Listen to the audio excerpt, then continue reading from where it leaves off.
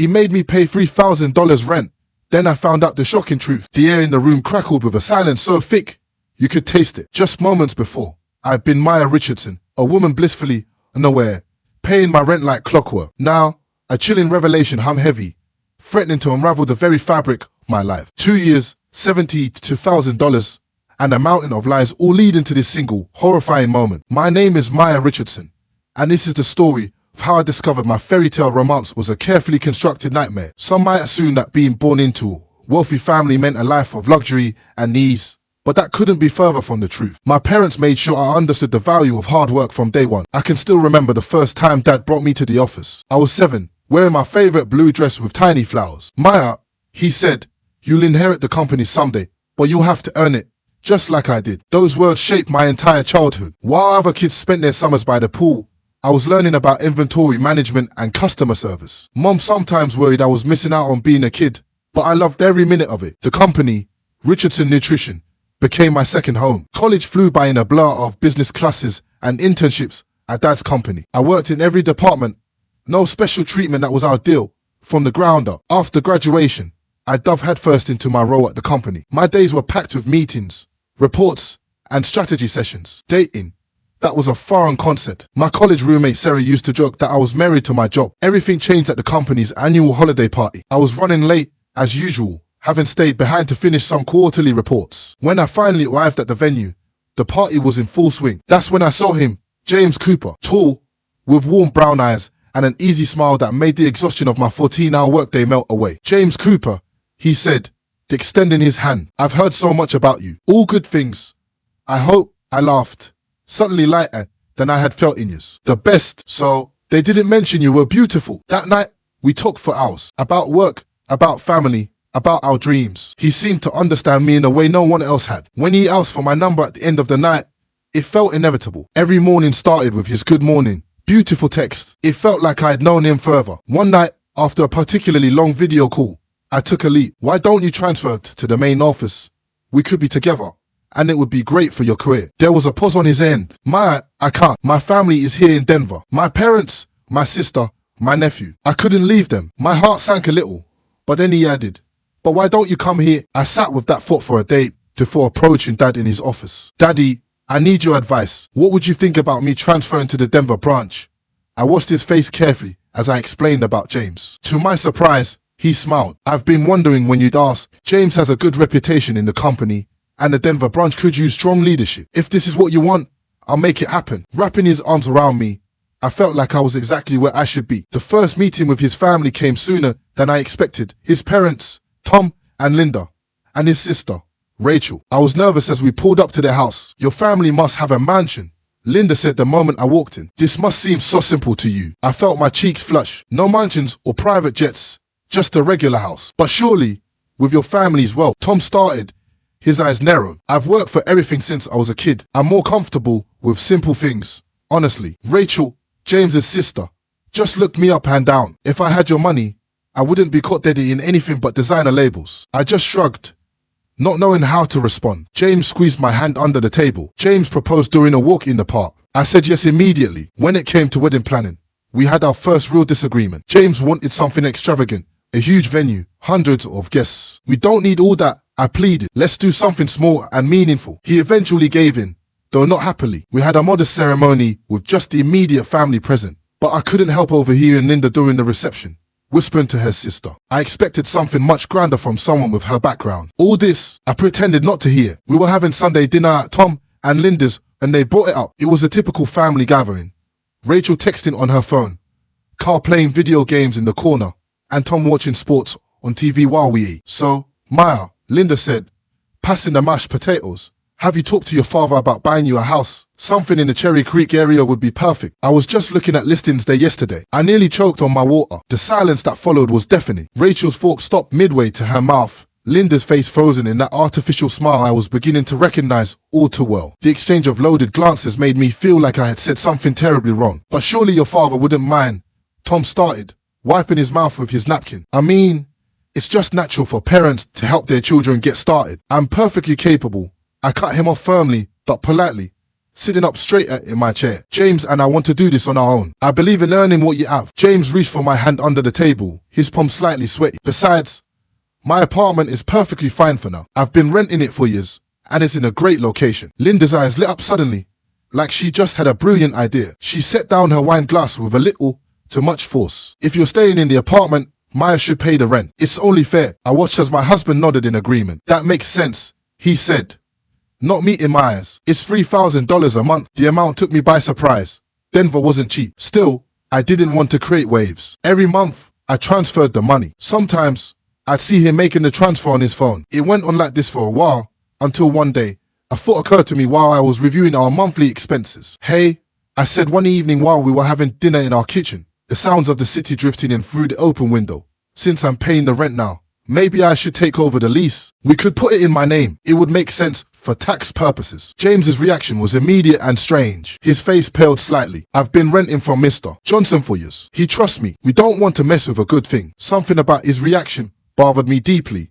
The way his eyes wouldn't quite meet mine. The slight tremor in his hands as he reached for his water glass. But I pushed the feeling aside. Life in Denver had fallen into a routine. I was settling into my role at the branch office, managing my team. On the surface, everything seemed perfect. It happened for the first time on a Tuesday. I came home from work early with a headache, only to find Linda and Rachel sitting on my couch. Oh, Maya, Linda said, not even getting up. We were just having a little snack. I stood there, key still in hand. They had their shoes up on my coffee table, magazines scattered everywhere. This became a regular occurrence. I'd come home to find them there. Come home to evidence they'd been there. Empty food containers. Things moved around. Of course, they had keys. One evening, I finally snapped. Honey, don't you think it's a bit strange that your mom and sister just come in whenever they want? He barely looked up from his phone. They're family. You're being dramatic. But I couldn't calm down. Not after I found them going through my personal papers one afternoon. We need to talk, I said firmly, my hands shaking slightly. This isn't okay. You can't just come into our home without asking. You can't go through our... Linda's face crumpled instantly, tears springing to her eyes like someone had turned on a faucet. How dare you, after everything we've done to welcome you into our family? I knew you were too good for us with your fancy background. As if on cue, James walked in. What did you do? He demanded, rushing to his mother's side. She says we're not welcome here anymore. That's not what I started. How could you treat them like this? They're my family. After they left, his face was hard in a way I'd never seen before. You need to fix this, he said. Buy them something nice. The next day, I went shopping after work. I bought Linda a designer handbag she'd been hinting about. My hands felt dirty as I wrapped it. When I delivered the gifts to their house, Linda beamed. We knew you'd come around. That night, James finally spoke to me again. See, was that so hard? A chill ran down my spine. Something was shifting. Something I couldn't quite put my finger on yet. Linda and Rachel turned gift demanding into an art form. Maya, you know it's National Sisters Day next week. I saw this beautiful Gucci bag. It's the anniversary of when I first held James as a baby. I think a spa weekend would be appropriate to mark the occasion. The requests were endless. What started as Mother's Day, birthdays, Christmas, Easter, Valentine's Day, Labor Day, Memorial Day, even Groundhog Day became an excuse. When I hesitated about buying Linda a $500 scarf for Arbor Day, she burst into tears during family dinner. I guess some people just don't understand family loyalty, even after we've welcomed her so warmly. Maya, James said later that night, why do you have to be so difficult? They're your family now, too. Don't you think this is getting out of hand? This is National Ice Cream Day. He just shrugged. If you can afford it, why not help your family? As if the situation wasn't stressful enough, Carl started showing up at our apartment more frequently. At first, he would make snide comments, but this then escalated to demanding things. One evening I spent hours making my grandmother's special lasagna recipe, and Carl took one bite and pushed the plate away and loudly stated this is garbage. Mom says you probably can't cook because you grew up with servants doing everything for you. I gripped my fork tight and told him, Carl, that's not appropriate, and he cut me off saying he needed $60 for the movies with his friends. When I refused, he kicked the kitchen chair and shouted and demanded it, stating I'm loaded and should stop being such a miser. We were getting ready for bed, and I was hoping he'd finally see the reason. Honey, Carl was really disrespectful today. Could you maybe talk to him? James didn't even look up from his phone. You need to handle it yourself. Think of it as practice. We'll have our own kids someday. You need to learn how to deal with these situations. The next day, Carl showed up again, loudly demanding money for a new video game. When I said no, he turned the TV volume up to maximum. I looked at my husband, hoping for support, but he just walked out of the room, leaving me alone with a smirking nephew. In that moment, standing in my own living room while a teenager openly disrespected me, I felt more alone than I ever had before. It's amazing how much can change in 2 years. Or maybe how much you can convince yourself that things will get better if you just try hard enough, be patient enough, give enough. I'm going to visit Mum and Dad this weekend. Want to come? He barely glanced up from his phone. Promised Mum and Dad I'd help them with some stuff around the house. The drive to my parents' house was peaceful. Mum made my favorite lasagna. I felt like myself again. But life has a way of shattering peace into a million pieces. When I opened the door to our apartment Sunday evening, the stench hit me first. Cigarette butts floated in half-empty Solo cups. Teenagers passed out among the wreckage of what had clearly been one hell of a party. Get up, all of you, out now. The teenagers startled awake, scrambling to gather their things, all except Carl. Why should I leave? I live here now. I felt my blood pressure rising. Excuse me, how could he fight with Mum and Grandma? He said, reaching for a half-empty beer can, and decided this was better than their rules and that Uncle James said I could crash here. We rent this apartment. We may have problems, I said through gritted teeth, and demanded the keys. Carl laughed. Rent this apartment? That's funny. This is Uncle James's apartment. Has been since great-grandpa left it to him. The room started spinning. What are you talking about? He then told me this apartment always has been his, and got it when great-grandpa died 5 years ago, and everyone knows that. I couldn't speak, couldn't breathe. Every time I suggested putting the lease in, my name had all been a lie. The cocky teenager disappeared, replaced by someone who looked almost sympathetic. Look, he said awkwardly, patting my shoulder. There's something else you should know. He pulled out his phone. I've been recording some of their conversations. Started doing it when they were talking crap about me. But well, they talk about you a lot too. That laugh I used to love is perfect, he was saying. Straight into my pocket. She doesn't even question it. My stomach churned as Carl played recording after recording. Each one was worse than the last. Keep talking about family loyalty, Rachel was saying, and showcasing every time she got a new bag. But the worst was yet to come. He hesitated before playing the next one. She's such a freak and that he cannot even be satisfied in bed and that there's God for other relationships. Just be careful, Linda said.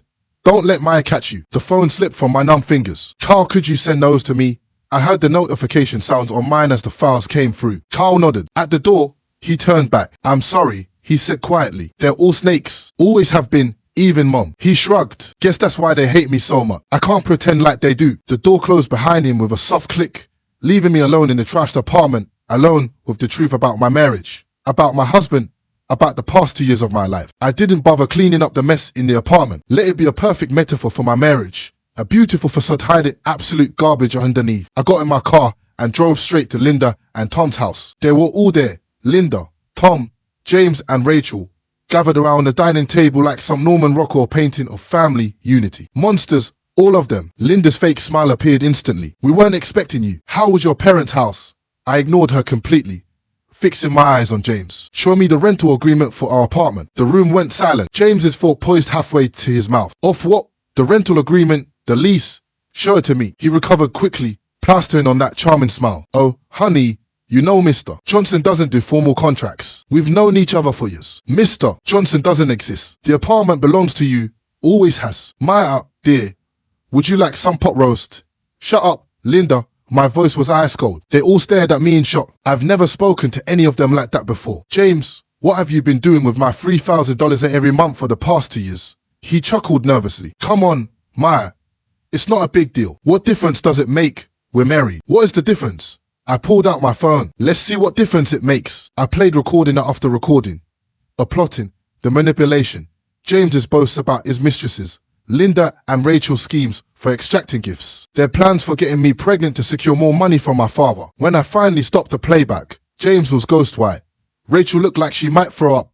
Linda's carefully maintained makeup couldn't hide her terror. I'm divorcing you. Expect the papers this week if you try to contact me for anything other than the divorce proceedings. I glared at them. This man scammed your wife out of $70 to $2,000 and his family helped the entire way. I turned and walked out. I drove back to the apartment, packed efficiently, and by sunset, I was on my way to my parents' house. Mom and Dad were still up when I arrived. One look at my face, and Dad rose to his feet, fists clenched. I'll handle this, he said when I finished. James was fired the next day, and that made sure his reputation in the business world was thoroughly destroyed. The divorce proceedings were quick. James tried to fight it at first, but the judge was particularly interested in the financial fraud and the mistresses. James walked away with nothing but his apartment and his ruined reputation. Throwing myself into work, slowly rebuilding my life. That's when I got a text from Carl. We met for coffee. He looked different. I got a job at the car wash, he told me. Moved out of Mom's house after they found out I was the one who gave you the recordings. Best decision I ever made. I could have helped you and got you a position at the company and he said no and that he needs to do this on his own, and told me he was going to community college, and I was so proud. I understood completely. Sometimes, the only way forward is to leave everything behind and build something new. As I looked at myself in the mirror, I felt free and picked up my phone and deleted their numbers one by one and was ready to have a new beginning. So, after hearing everything, do you think I handled the situation correctly? I'm really curious to hear your perspectives on this whole ordeal and whether you think I could have done anything differently, or if my reactions and choices were justified given the circumstances, the betrayal and manipulation I experienced. So please let me know your thoughts.